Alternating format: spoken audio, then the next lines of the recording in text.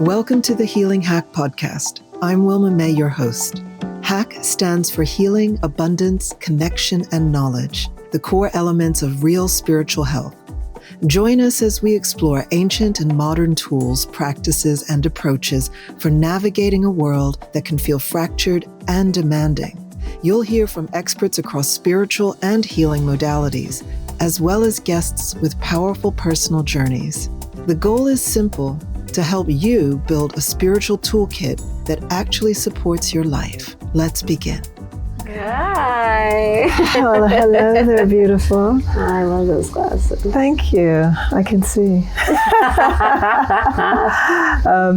Welcome to the podcast in the south of France. I love it. So peaceful. It is peaceful. Mm-hmm. It is a haven and a place where I can reconnect. Yep. And hopefully friends can reconnect with themselves as well. Yeah. So, first of all, would like to introduce you briefly.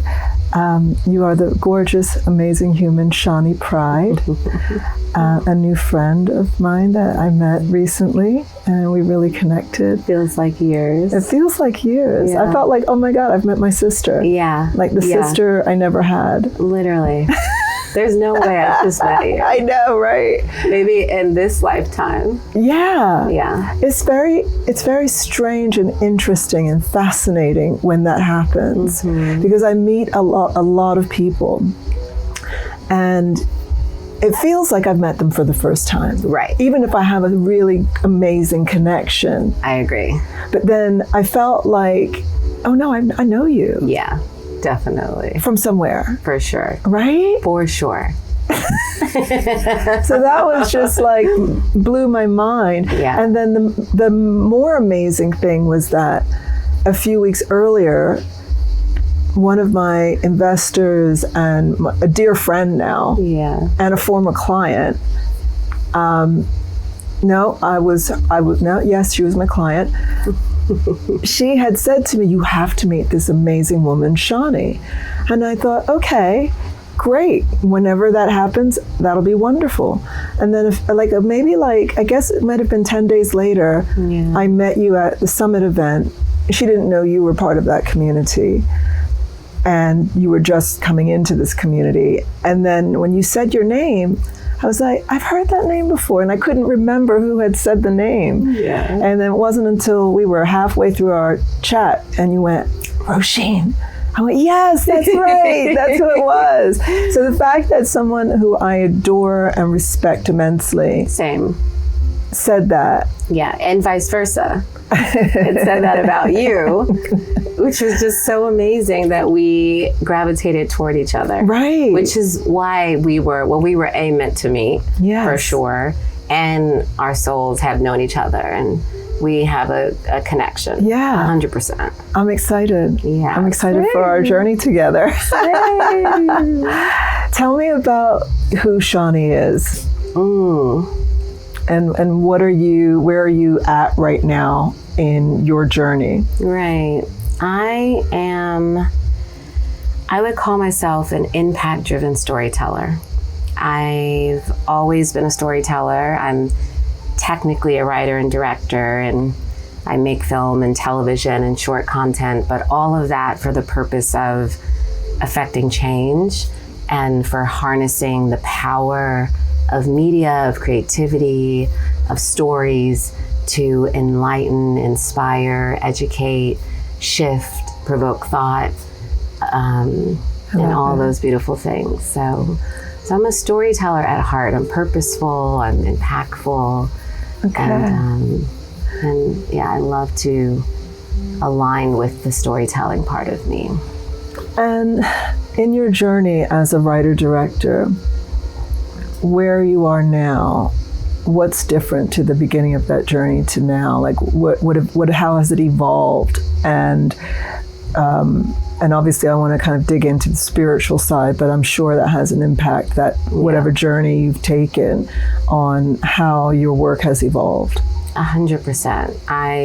I'm very spiritual, first and foremost, and I bring that essence to my work as well, not directly, not sort of on the nose, but in the essence of who I am. It shows up in my writing. It shows up in the way I capture moments, and particularly visually capture moments. But I started in front of the camera and evolved to now being behind the camera. So you were an actor? For years. Oh, really? Yeah, for many, many, many years. Started very young in high school, went to High School for the Arts in Los Angeles. Okay. Which was an incredible, rigorous, very prestigious program, and then went on to UCLA Theater School and started acting. Before I even finished school, I immediately started working as an actor. And I loved it until it became too small of a container for me, actually. And I started to feel this deep desire to expand and to have more agency around the stories that I was participating in. Because as an actor, you have no agency. You're told what to say, what to wear, where to stand, where to go, how to do it. And the writer and director really is the one that, it's their story to tell. So I was around a lot of writers for many years, very successful writers, and they would always say, "You're a writer."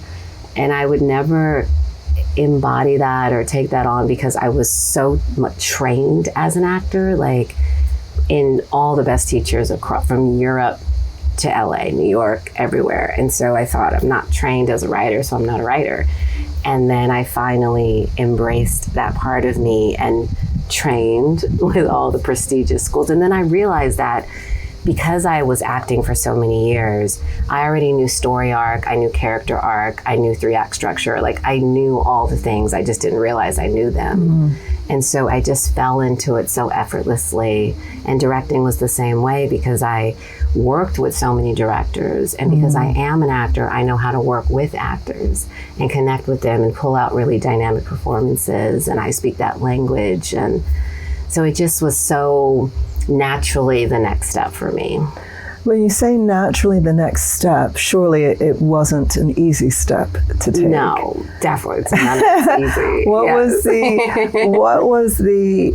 What process did you go through internally, spiritually, in terms of like coming to the decision, I'm going to now move into the space of writing, directing? Is that, and how was that a struggle for you initially? Was that, did you just go, it's time, and then you moved into it?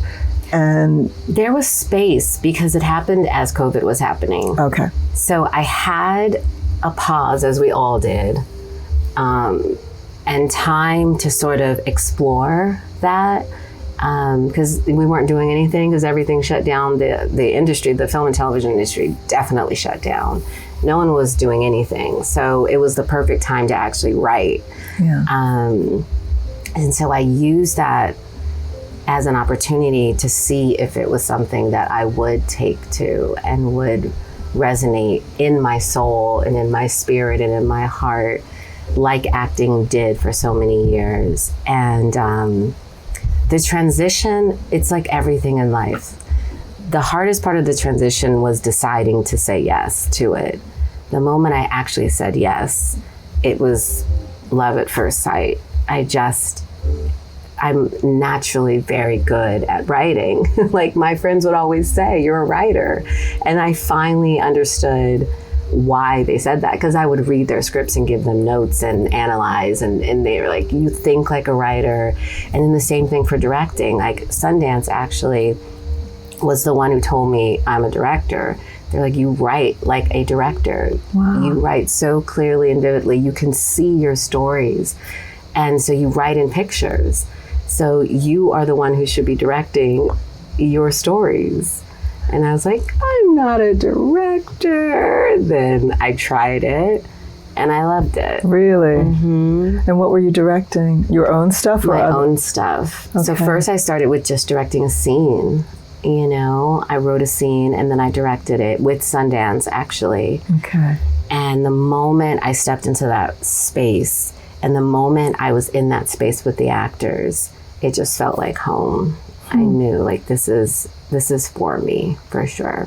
It's a real gift to be able to discover or find or remind yourself of the path that you're meant to be on. Right, it's true. And I think quite a lot of people, myself included, struggle with what am I meant to be doing here on this planet in this lifetime.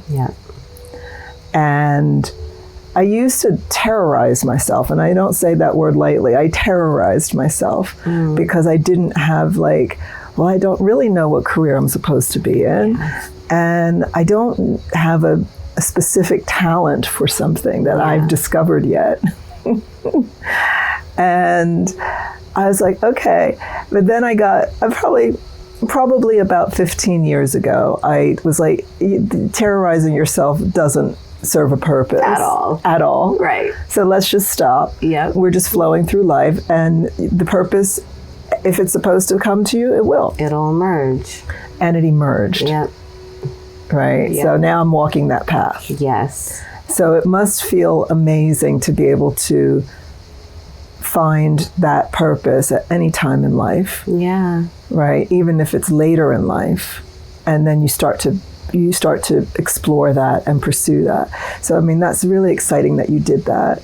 Yeah, I'm such an advocate for purpose-driven lives. And I do think that everyone has a purpose in this life, and most people don't find it, which is really sad for me, because I think if people were standing in their purpose, there'd be less violence, there'd be less projecting, there'd be less fear-based actions, there'd be less of all the stuff that we don't like about the world that we're navigating, and more of the things we do, because people would be connected to themselves in a way that would pull them away from things that are just distractions from who they really are at their core. Yeah, and I feel that fear of either being judged or not even the fear, the reality of people judging them. Can stop people from 100% pursuing their purpose. And just fear in general, we're taught from such a young age to get this kind of job, get married, have kids. There's all this stiffness around life, that if your purpose is to go off and be a photographer in the wilderness, it's some people don't even know how to, A, I have a family, or B, how am I going to do that? Or what are people going to think of me? And be judged by judging themselves, other people judging them, society judging them. And it's sad, because it's what's it all for at the end of the day, right? If you're not really aligned with how you're living your life, really. Yeah, I hope that the young generation is embracing their purpose earlier. Because it took me a while. And I think that's normal. And it's not, it's okay. It's not, I think for me, finding my purpose in my high school years is an outlier. I think most people, this is why I think even in college, when they're you have to decide what you're going to do with your life and choose a major, when in your 20s, you're still exploring. You have no idea what you're going to do and be in your 20s, most people. So, and I think it all leads to where you are. So you finding your path that you're on now, which is so beautiful and resonating with so many people, you needed everything before to get to where you are now. Which is more reason why people should give themselves grace. Right?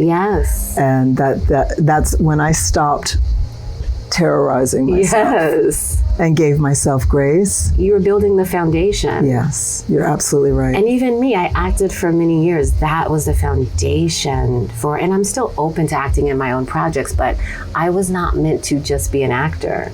The universe had so much more in store for me that I was not ready for at that particular time.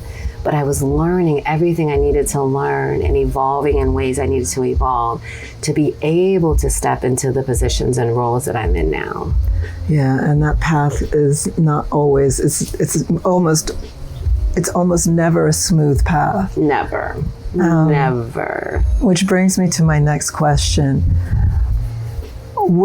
Did you always consider yourself a spiritual being? There's a quote that says, we are we are not human beings having a spiritual experience. We are spiritual beings having a human experience. Mm-hmm. Did you always know something like that in yourself, or did you come to that? I started really exploring that around high school. And I think being a creative, at least for me, aligned itself beautifully with that, because I'm the type of creative that goes within to create. And when I go within, I always go to like Mother God, you know, like I go to the universe, I go to nature, I go to these very spiritual things. And I feel like the act of creating, whether it's a flower being created or a film being created, I think is a very spiritual process. For me, not for everyone. So for some people, it's very technical or biological or what have you. But for me, it's very spiritual. So I think my spirituality has definitely evolved as I've grown older, and I've traveled the world and experienced all these different spiritual cultures and practices and principles, which I love. Like I love traveling for that reason. Going to India or Bali or Mexico City, all these places that have a very deeply rooted spirituality. Yeah. And that has just shaped me as a human being, as an artist, as a soul moving through this world. Do you have a particular attachment or fondness for a particular tradition or practice in spirituality? Do you combine, and like, what is your, do you have a practice? Do you practice anything on a daily basis? Do you have any traditions or schools of thought that you are more aligned with? That I subscribe to? I would say I don't align myself with any particular religions, but if I had to choose a religion, it would probably be like Buddhism. Mm-hmm. That type of way of being and way of life is what I mostly gravitate toward, and meditation is a huge practice for me.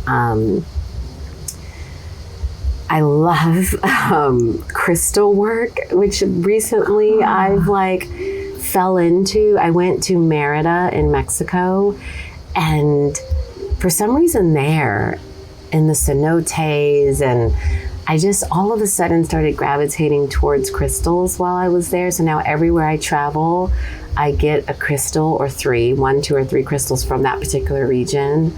And then meditating with the crystals, I use a lot of mantras.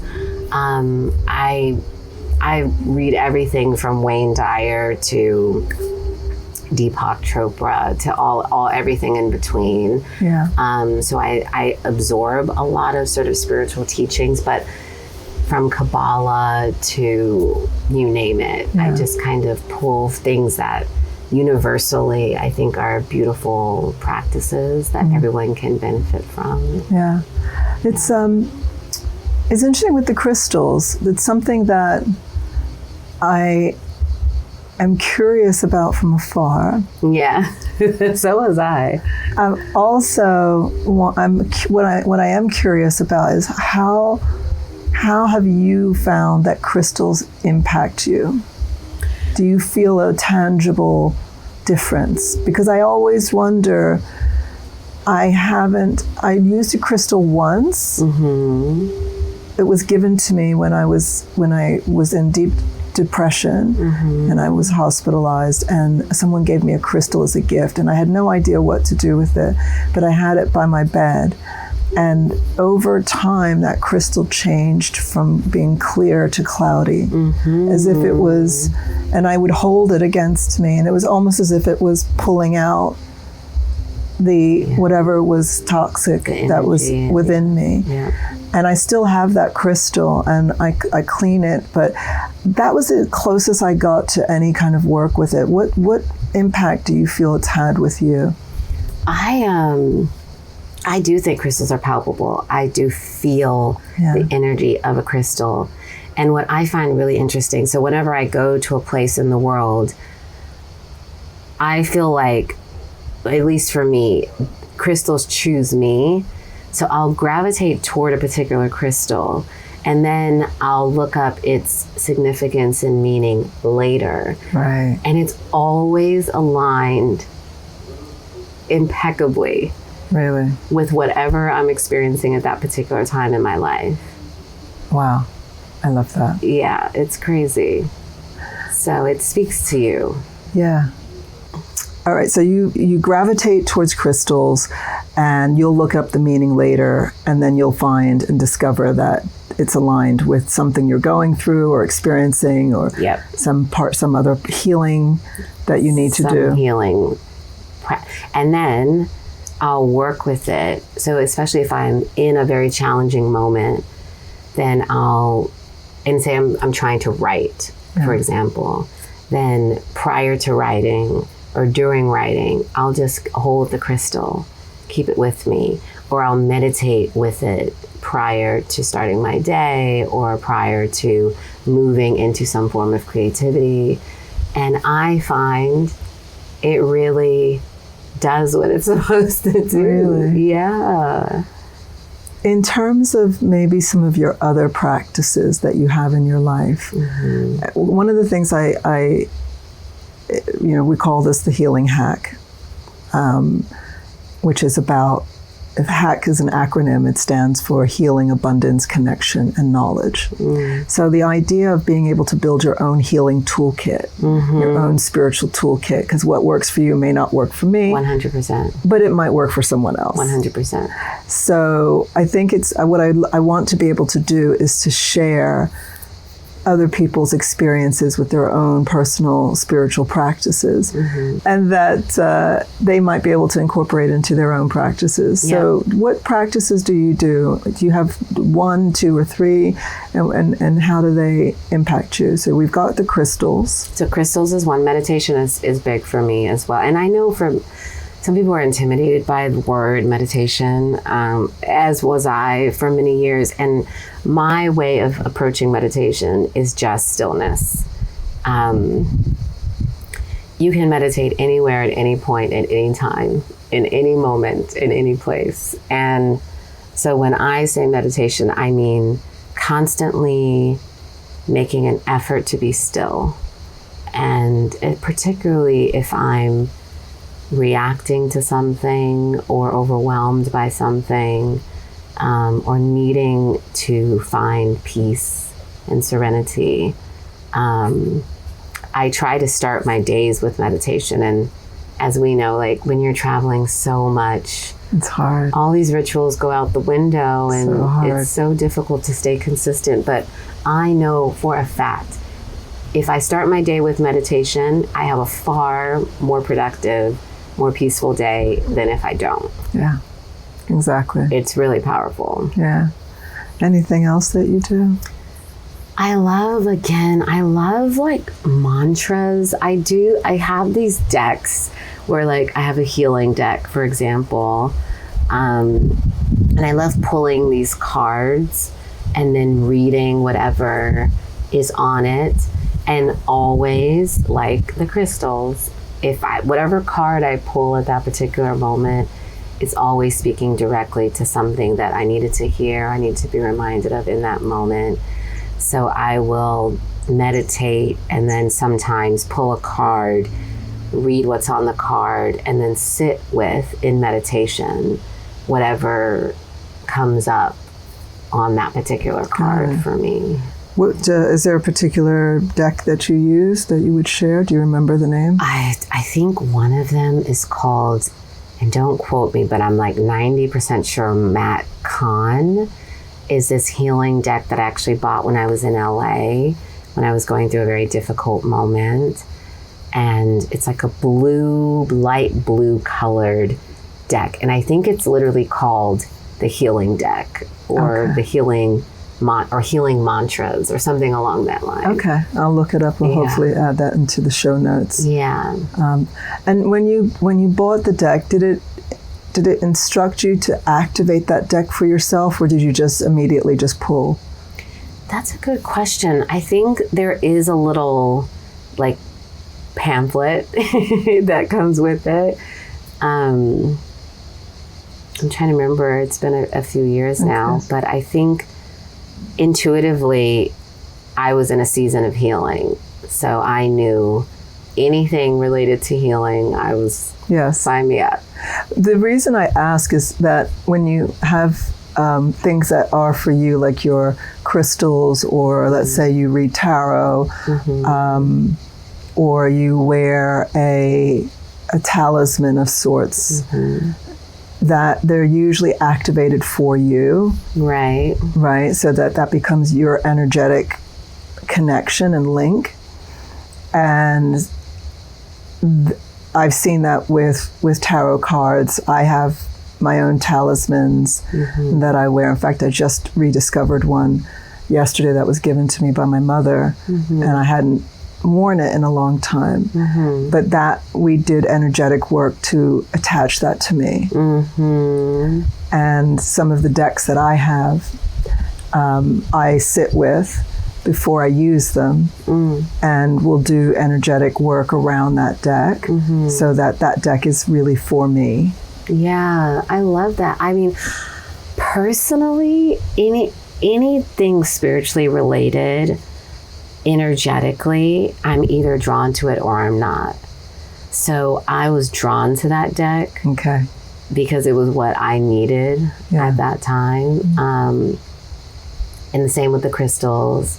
And the same with a book I may read or a podcast I may listen to. I'm very attuned to where my spirit is trying to take me versus not trying to take me. Even when I travel and I walk into a temple, some temples pull me in, some don't.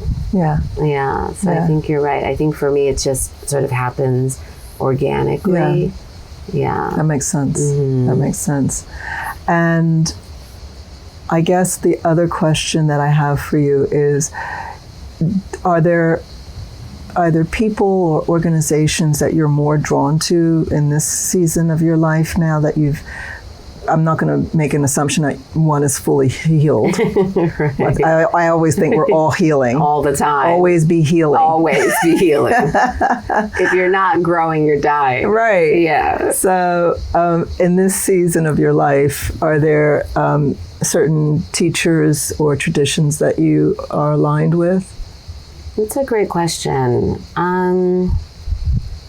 It's interesting because there are seasons where I am fully immersed in spiritual work, healing work, growth-based, self-realization type work.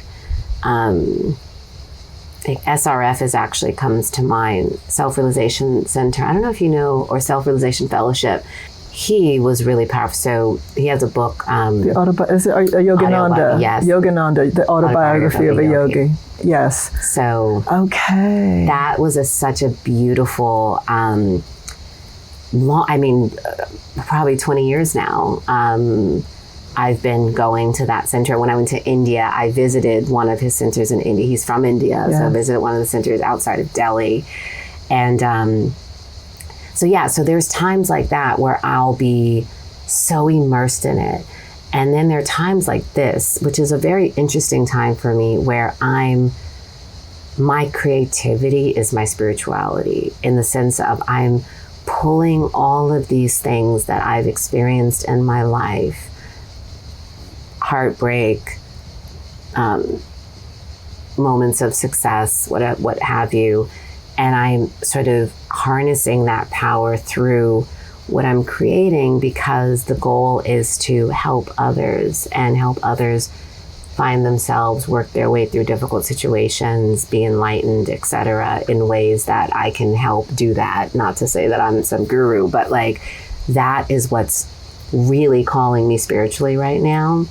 And of course, I still meditate and I have to stay grounded in these things, but there's a deeply rooted connection to that at this particular time.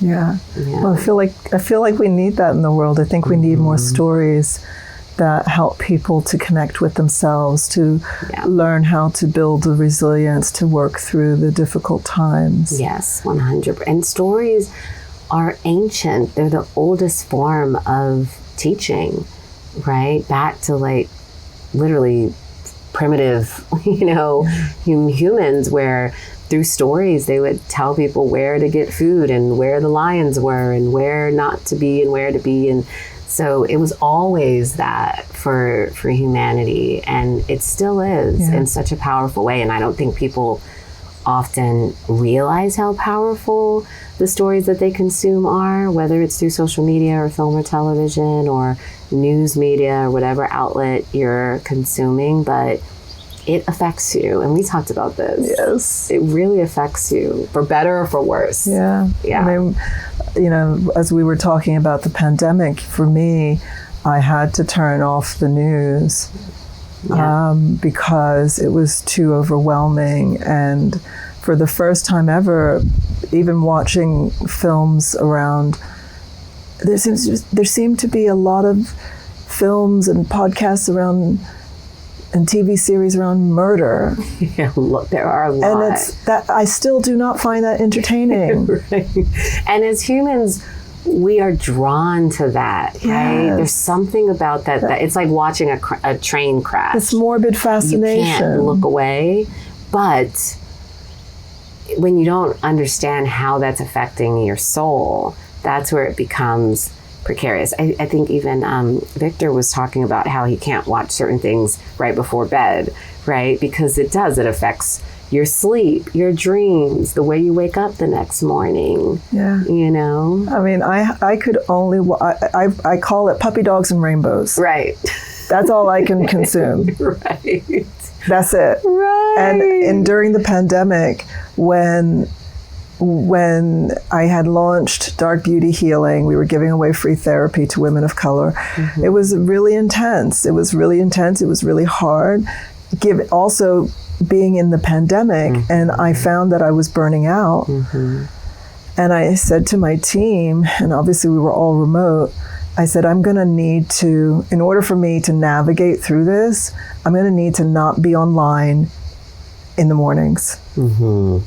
Mm-hmm. I can only come online after midday, and I need the mornings to just do whatever my soul tells me to do. Yeah. And what I would do is I'd get up, I'd go and walk to the coffee shop, get a coffee, go, and then 2 doors down there's a doggy daycare. And I would sit down, and every few minutes somebody would come out with a dog to go take it for a walk. Mm. And they would bring the dog over, because obviously, clearly, I'm a dog freak, and I love dogs. And they would bring the dogs over so I could just give them a little cuddle and play with them. And I would do that in the mornings. And like within a month, my whole being had shifted. Powerful. And I gave myself the space to do that. I'm glad I was able to do that. Absolutely. Not everybody can. No.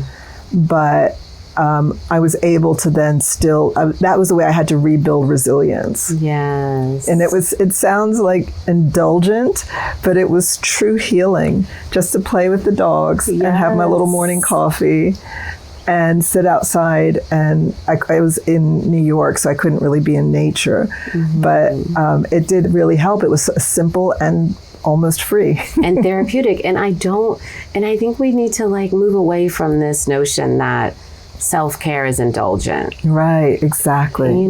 Because it's necessary. Yes. And if it takes all day, it takes all day. Yeah. If it takes a second, it takes a second. Whatever that individual needs at that particular time in order to be in the best iteration of themselves, there's nothing more important than that. Yeah. I think that the difficult part of that is that we are still in a culture, especially in America, mm-hmm. of you have to work to live. Mm-hmm. And with the healthcare, with all the things, the jobs that you have to take, because you get healthcare with that job, you have enough money and prices are going up. To live in New York is insanely expensive. And it's really hard. Yeah. And so to give yourself that space and that grace to be able to do that healing feels indulgent and hard, and you feel guilty because you should be productive, you should be out there working. But in fact, the opposite is true. In fact, you should be taking care of yourself and giving yourself that time and space. That's the luxury in life, not the brand name. Yes. And yes, and I, from experience as a reformed workaholic. Me too.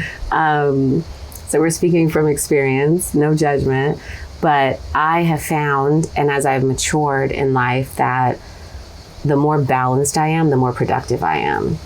Because when you're burnt out, 10 hours of work is really only 4. 6 of those hours, you're not connected. But if you are focused and sharp and healed and whole and happy and at peace, 2 hours of work could be more productive than 10 hours of work, because you're so in it and of it and like connected to it, whatever it is, that it's just like, I believe in this notion of like the 4-hour work week, you know, because I do think that if you structure balance into your life, and that's like emotional, physical, spiritual, like all working out, meditating, playing with puppies, like whatever that is for you, if you work that into your life, you're just elevating at such a high frequency. You're just knocking things out left and right. Yeah. You know? I feel like the journey I've been on for the last couple of years when I decided to go down this road is that I made a very clear, very conscious decision that I wasn't going to overwork myself. Because I have a lot of other things going on in my life that I need to be front and center with. And I need to be able to fit it all in and not kill myself in the process.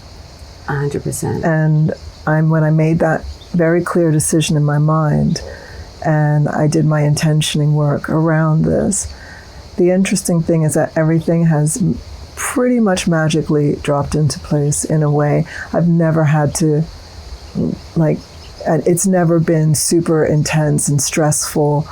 None of this has been, and it was a mindset shift. Absolutely. Absolutely. That was all I did. Yeah, 100%. And when I fully adhere to manifesting work, that's one of my major practices that I've rediscovered. Used to do it in my early 20s. Yeah. That's one for me too. I left that out. That's huge. Right. Doing manifestation. The manifestation work. Tell me Huge. about your manifestation work. I'm with you on manifestation. I think there's also this mentality around anything that you accomplish in life, you have to work very, very, very hard for. And I'm not saying sit around all day and watch TV, right? I love that. I definitely don't do. We're not doing that. No. But it is a mindset shift around things coming, because I believe we live in a world of abundance. I really do. And I believe that everything is accessible to us if we are in the right mindset and if we are ready for those things. Yeah. And I've always manifested from high school years. I would manifest. It's funny because a friend of mine told me recently, in recent years, maybe the last 5 or 7 years or something, she was my best friend in high school. She's like, I just always thought you were spoiled because everything you said you wanted in life, you got. And she was like, but I didn't realize that you were manifesting these things in your life. And then she's like, now I get it. Now I totally get it. And it's like, yes, because I did a lot of vision work, which I still do. And I did a lot of manifesting with everything, with getting into high school for the arts. It was impossible to get into this school. I got into UCLA Theater School and USC Theater School. Impossible to get into these schools. Wow. USC particularly, they choose 12 people out of thousands. What? And I would just envision my path and really believe in it and believe in a higher power that would help me, usher me through these things. And I was manifesting these things that came forth. And I think that's exactly what everyone should be doing. They should be doing that. You know? And there are many different ways to manifest. Many. There is not just one way. No. And I love the visioning that you did. Did you do a vision board? I did vision boards. So what did you do? What sort of like cutting out pictures from magazines? I've done that. Yep. And putting them on a poster board. And then putting it on the wall. Yes. And literally seeing it every day. Yeah. I still have a vision board to this day. Do you? In my closet. Do you update it? Not as often as I probably should, but what I've been noticing is that everything on that board is manifesting. So I probably need to now update it to keep that pushing forward. But yeah, I don't, the vision board, I don't take as seriously as some people do, but I have done it for sure. When I'm in the mood of doing that sort of arts and craft type thing. But it's powerful. It really is. And I think when people open up to it, I mean, I sometimes, my kids joke with me, but I'm the woo-woo one of the family.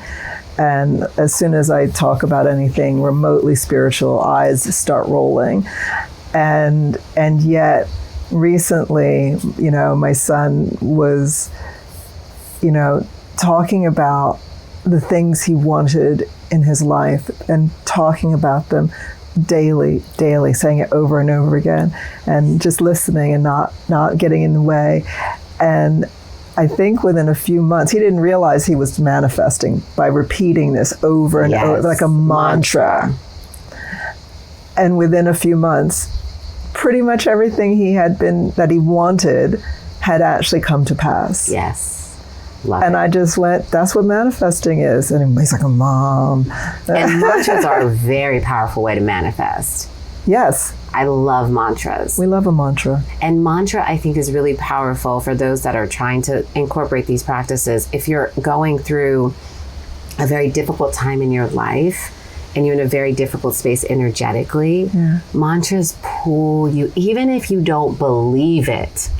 Yes. If you repeat a mantra every single day, you will start to embody the thing subconsciously. That's what's so great about mantras. You don't even have to believe it. You don't have to think this will definitely come true for me. You could be like, this is the craziest thing, that this is not going to happen. And then to your sons and mine and your testament, you'll look up 30 days later and be a completely different person, have a completely different experience around you. Yeah, really. It's I had forgotten how powerful manifesting was. And my mother had taught me how to manifest. Yeah. And in my early 20s, I used to do it, forgot about it when I moved to the UK, got on with my life, and didn't realize that everything I was trying to manifest had manifested with even my move to the UK and my first career, and all of those things were things I wanted to manifest. And I'd forgotten about it until about, I want to say 9 years ago, before I was even living back in New York. I had met up with a friend of mine who I used to wait tables with in New York in the 80s. And she said, Wilma, you know, I'm with the father of my child today because of you. Well, I'm like, what do you mean? She said, don't you remember you taught me how to do this manifesting work and these rituals? I said, I did? She said, yes. And she said, she told me the ritual. She said to me, Wilma, you told me the ritual to do. And I did it, wanted to find the person, my person. And I did, I met this guy. And I thought it was great, that worked, and then realized this guy wasn't the guy for me. They broke up. And she said, I think if I remember correctly, she said, and I remember you saying you have to be really specific. Yeah. And I wasn't as specific as I should have been. So I went back and did it again, and then did that ritual again. And then I am now still today with the man, the father of my child, and my husband. And that was that ritual that I did. And I said, well, you did that work. That had nothing to do with me. Yeah. But brava. Yeah. Right? So all of that to say that the work with manifesting. And so when I rediscovered, that was the beginning, that friend's story. But it took another few years for me to really go, I need to start this work again. I think I took it for granted that because it used to come so easily to me. Yeah. And then you get out of the habit of doing the work. So when... And I think, just don't lose that thought, I think as we get older, we get more jaded. Jaded. Yes. So when you're younger, you're more optimistic, and we lose that as we get older, which is really tragic and sad. So there's like this battling of like staying in that sense of awe and wonder and curiosity and endless possibilities. That childlike nature. Yes.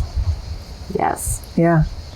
Now I started to really connect with my manifesting work, not just for myself, but for friends. I really wanted, for me, I love having friendships where we're on journeys together, right? I don't speak to friends every day, but when we check in, they're doing work too to move forward in life. They're struggling, but they're doing work. They're figuring it out. They're going, okay, I'm stuck here. How can I unblock this thing? And then they go and do the work, whatever that work looks like. So I love those kinds of relationships. Same. Yeah. Same. And what I started doing when I moved here was I started reconnecting with work around manifesting, but in particular with sigil making. And I started reading about this through the author Aidan Wachter, who is he practices what he calls dirt magic, which I love the idea of dirt magic. He's incredibly experienced witch and understands many different traditions, and his books are really very down to earth, and which I like, but incredibly, he's super knowledgeable. And so I was really fascinated by this sigil work. So sigils are a means for encoding information into your deep mind, right? It's the manifestation of that. So it's a symbol. And what I've kind of taken what he put in his book and morphed it into some of my own systems. And what I tend to do is I will send instructions to a friend. And I had a friend who was leaving a job and didn't know what his next gig was going to be, and was stressed about that, and I don't know his industry, and I was like, I don't know what to tell you. I said, but I can make a sigil for you. And he's like, I have no idea what that is, but I'm game for anything. So I gave him the instructions, and what you do is you sit down and you write out in great detail everything you want to call into your life. And when I say specificity is your friend, specificity is your friend. Be incredibly detailed. And it may only be about one thing in your life. It doesn't have to be everything. Right. It can be just, I want to call this in, I want to call this in. And then when you do that, you write it down 1 to 2 pages. And then you sit with it for maybe a few days or a week or however long you feel. And then you think, okay, do I need to tweak it? Tweak it. And then the next part of that is you have to then sit with it and reduce it down to 1 to 2 pages, only using positive language. Right. That's hard. For a lot of people. So let me correct myself. The first step is 1 to 2 pages of what you want to call in. Then the second step is 1 to 2 paragraphs, reducing it down to 1 to 2 paragraphs, only using positive language. Correct. Then you have to reduce it again, sit with it for a few days, tweak it, then reduce it to 1 to 2 sentences, not only using positive language, but also writing it as if you're already living that reality and it has come to pass. Love that. So those 1 to 2 sentences from 1 to 2 pages is really hard work. Very. Right? Very. But it's hard. But it's also like, and it's you'll see where this is going, but as an entrepreneur, when you're trying to basically get to the heart of who your avatar is or what your purpose is for your huge mission of this company, distilling it down. But we have to do that with our lives as well, right? Absolutely. And which to me is like basically getting down to the essence of your purpose, you know? And mind you, not a lot of people are here for that work. Oh, it's work. It's work. And a lot of people get overwhelmed by this notion. And one of the things I discovered during doing this for friends was that, and I didn't know this going in, but I started to see a pattern that when it was men that I would give these instructions to, they would come back to me within a week or two, sometimes sooner. They were very clear about what they wanted. Interesting. With the women, I would say 90% of the women I've given the instructions to either have never come back to me. Oh, wow. Or took months. That's interesting. And what I think it could be is that they're not comfortable yet with allowing themselves to want the things. It. That hit home. That's exactly what it is. Because I'm like, why is that? But it's true. I think, women are afraid to desire for themselves. Yes. They can do it for their husbands, their kids, their jobs even, but for themselves. And you're right. And I think it does come down to this feeling of either that's selfish or that's, I don't have time for that. I'm busy taking care of everyone else. This nurturing thing that women have been prescribed for far too long. But it's true. Where men are very capable of thinking about themselves. No problem. No problem whatsoever. This is what I want. Right. Right. But then what happened was this male friend, did the work pretty quickly. He was motivated to do it pretty quickly, and he gave me the 2 sentences. And by the time I see the 2 sentences, I don't really know what he's trying to manifest. That's not my job. Right. And I don't care. Right. But what I then do is when I'm then in the next energetic alignment, because I travel a lot, getting grounded and aligned in a space where I feel that I can do this work sometimes takes me months. So I tell everybody, you've done the majority of the work by getting down to those 2 sentences. It's already in play.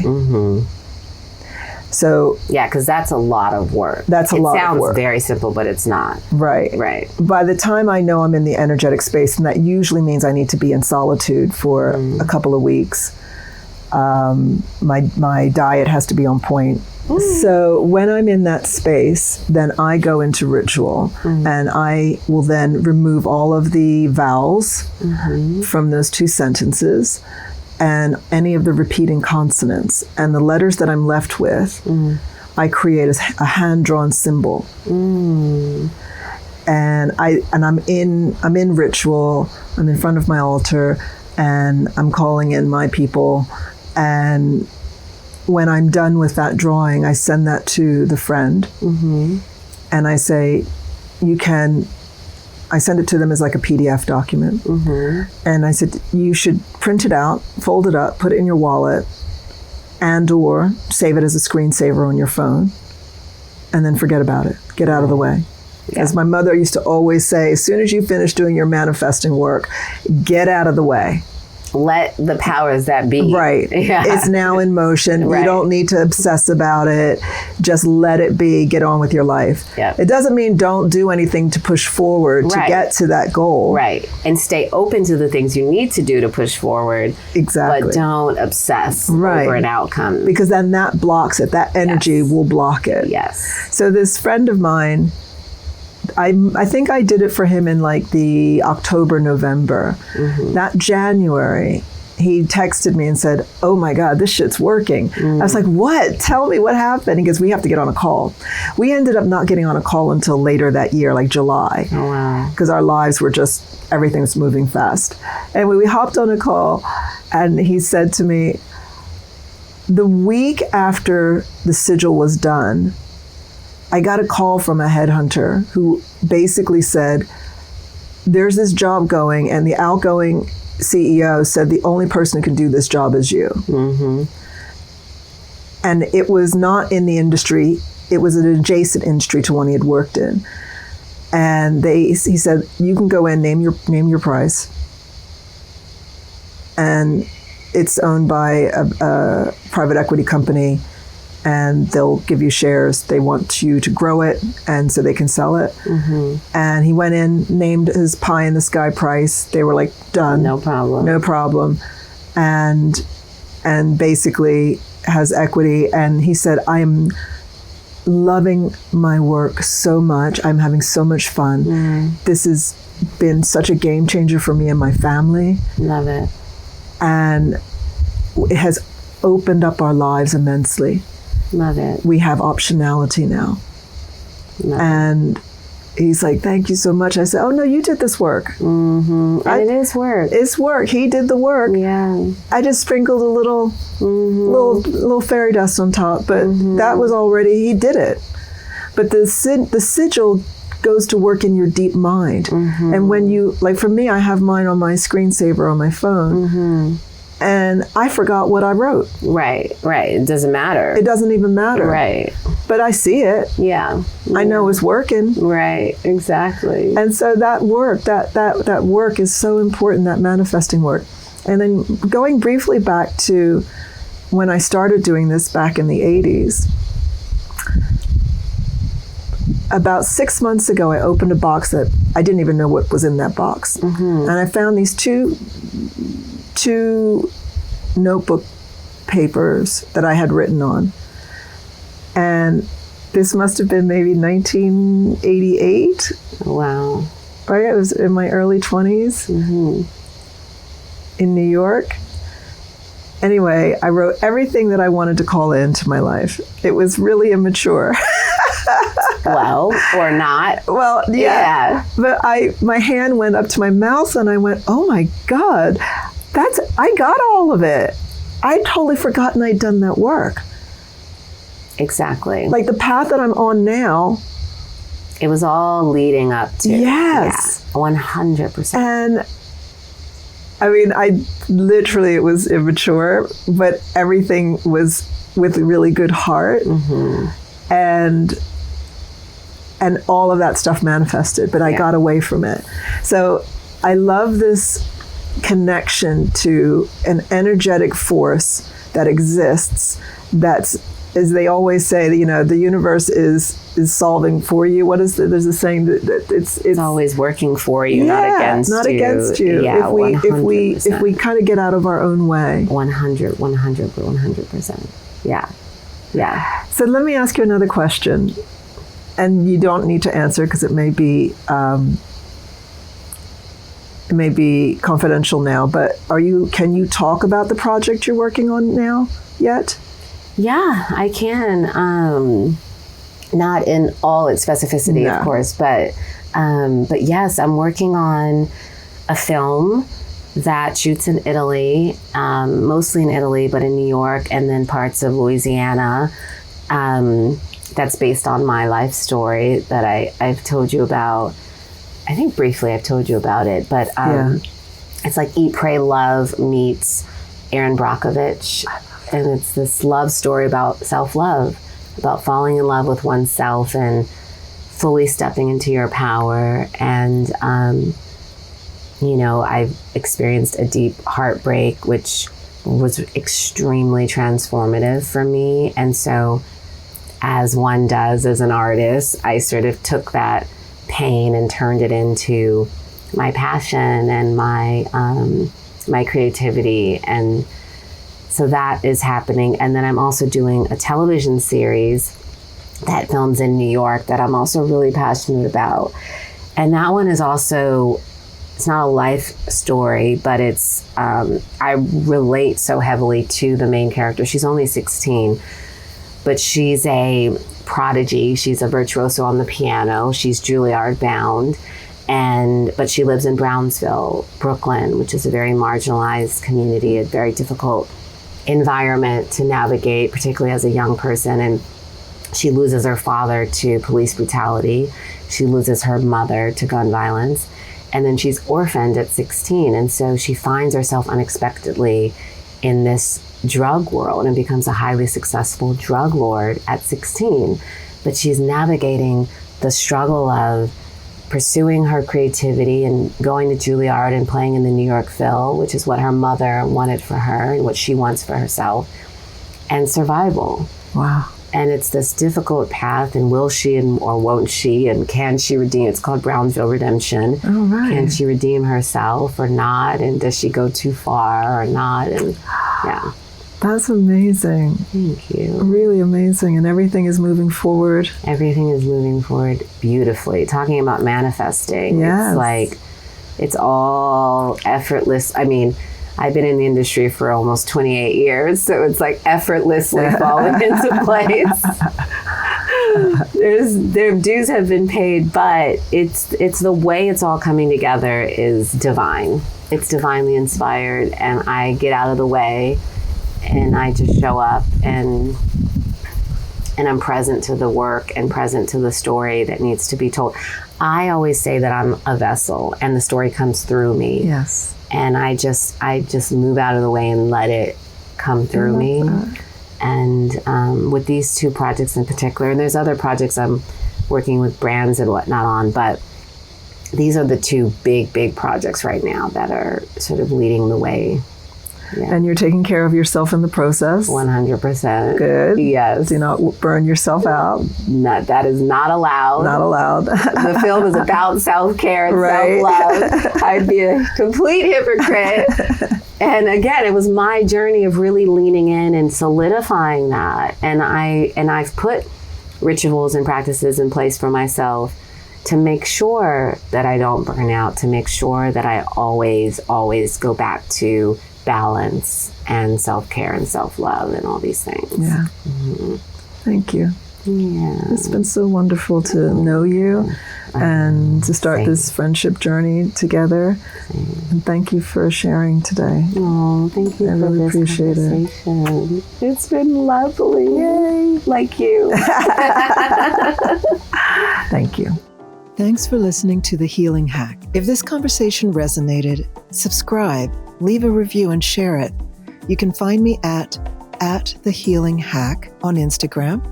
And for more on cultivating personal ritual in your life, and to discover the products we are creating to support that, follow Sourdough at Sourdough Official on Instagram and at Sourdough Rituals on TikTok. Until next time.